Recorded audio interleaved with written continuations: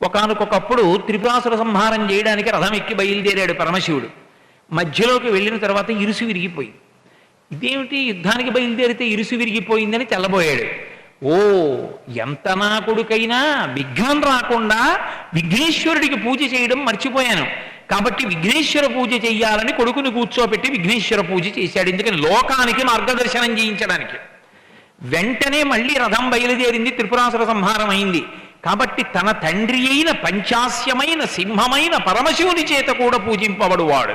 ఇక తమ్ముడైన సుబ్రహ్మణ్యుడి చేత పూజింపబడడంలో పెద్ద విచిత్రమే ఉంది. ఆయనకి నమస్కారం చేయకుండా తమ్ముడి వైభవం ఎలా ప్రకాశిస్తుంది? కాబట్టి సుబ్రహ్మణ్యుడికి నమస్కారం చేసే ముందు విఘ్నేశ్వరుడికి నమస్కారం చేయడం మరిచిపోవద్దు.